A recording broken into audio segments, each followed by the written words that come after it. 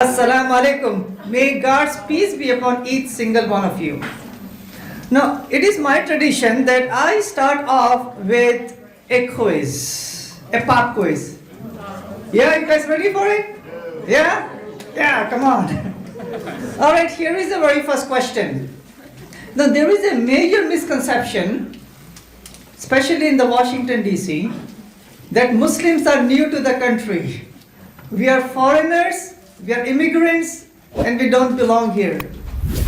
Now, when do you think Muslims started to come to the USA? What century? Yes, sir. 18th century.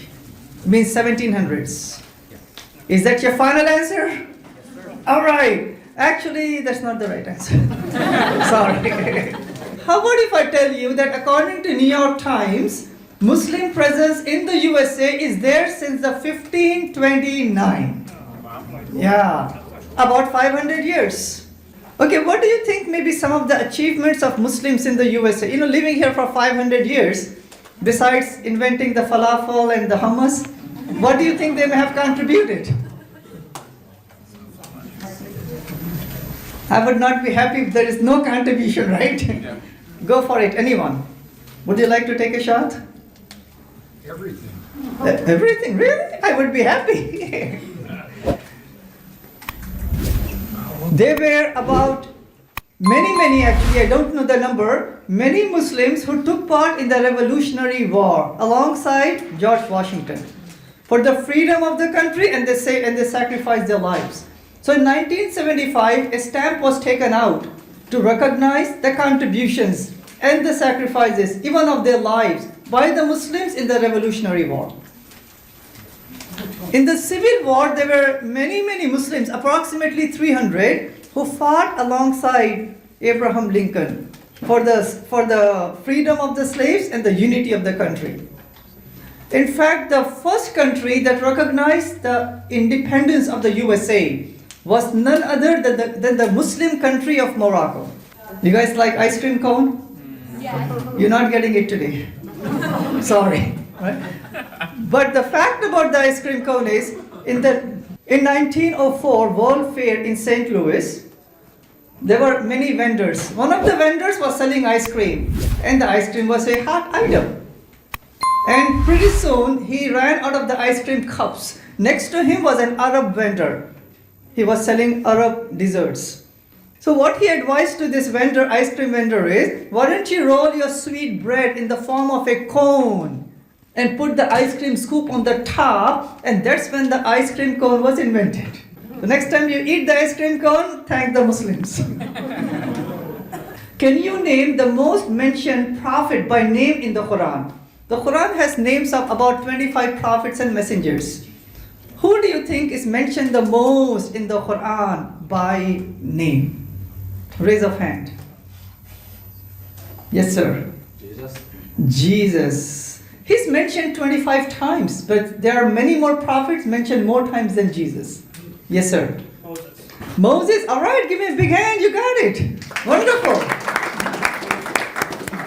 Was that a guess? No, I knew that. You Googled it. Oh, no, I already knew that. Okay, good. I'm just picking on you, sorry. You know, can you imagine the greatest prophet of the Old Testament, the greatest prophet of the Jewish faith, is the most mentioned prophet by name in the Quran. And the second most mentioned prophet by name in the Quran is none other than Abraham, peace be upon him. Jesus is mentioned 25 times.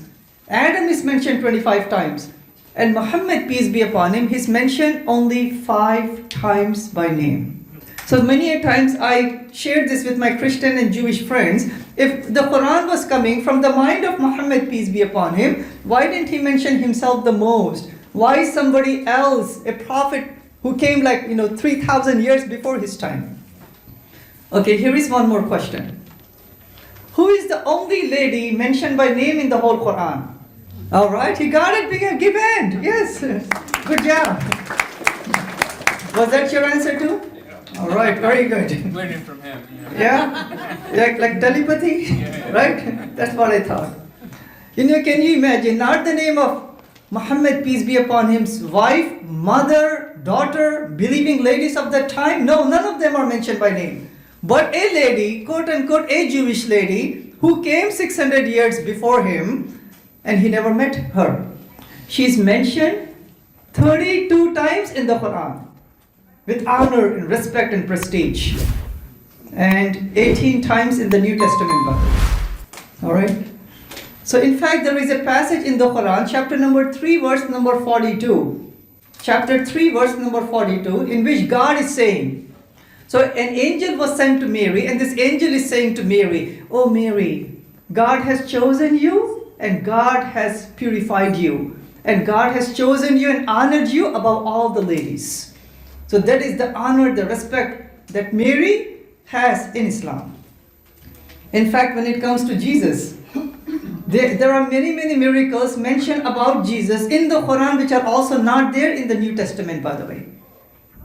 You know, when Mary as a virgin, when she became pregnant and she delivered the baby, she brought the baby to her people. And they started to accuse her. You know, how can you do something like this, you know? Fornication and adultery and all. They started to accuse and started to call the names. So at that time, Mary, she was silent. There was no DNA test, right? No scientific test that she can say, you know what, this is a miracle. But at that time, baby Jesus, who was 1 day old, he started to speak. So this is there in the Quran, chapter 19, verse number 30. And Jesus, he said, you want to know a baby? What does the baby say, right? No, it was not change my diapers. Right? So baby Jesus, this is what he said. This is the translation. That I am a servant of God.